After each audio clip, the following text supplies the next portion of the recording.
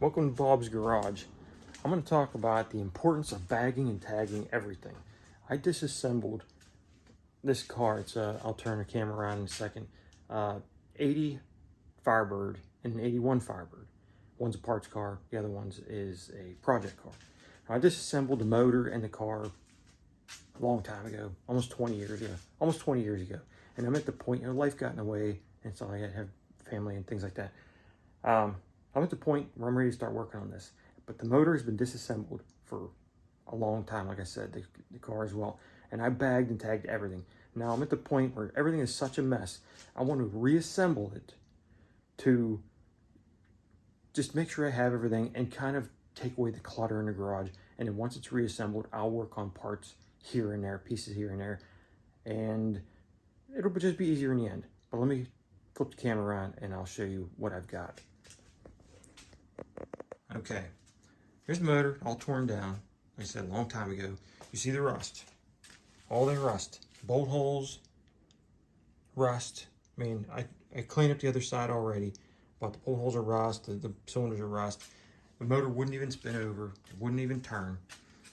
So I came in this side and I cleaned everything up. I tapped out the holes, I cleaned the cylinders, I cleaned the best I can. There's no cross hatches in these areas now, and that's fine. I'm not worried about that. I just wanted to clean up the rust, get it to rotate, put the motor back together, and once it's back together, I'll degrease it because it's still just, the whole motor's just greasy, and then I'll bag it and I'll put it away until I'm ready to rebuild it. But yeah, that's the motor. I have everything. It's a Pontiac 400. I have everything except for the push rod. That's the only thing I was not able to find. And here's the car. This is the 81. It's the 81, and that's the 80. The 80's in better shape, but it was a 6-cylinder Firebird car, and this one, so I really wasn't wanting to do that one because it's a 6-cylinder Firebird car. It is T-tops, you see that, but it's in better shape than this one. This one needs trunk floor, needs frame rails, there's holes in the floor, it's crazy. This one needs a ton of work, and this one's an 81 Trans Am with a 4.9. It's not a turbo car, just a 4.9, the boat anchor. So that's my plan. I'm probably gonna do the Firebird. I have the frame, I'm gonna take the frame from the Trans Am, put it on there, and that car was also even wrecked, so I'm not even sure if the car's twisted. I'll know once I bolt the frame up to it. I'll make sure it's not bent, and if the car's not twisted or anything, then I'll build that car. If there's anything wrong with it, then the frame will go back to this one, and I'll work on this one, and the gold one will become my parts car.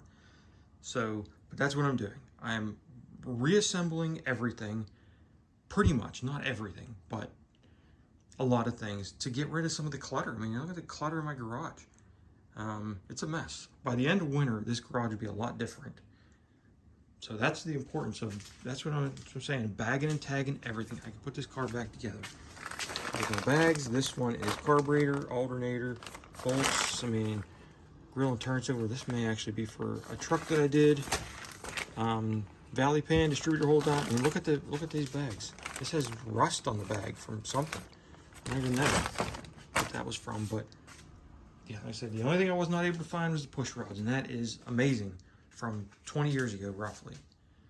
All right, so that is what I've got. I'll see you in the next video.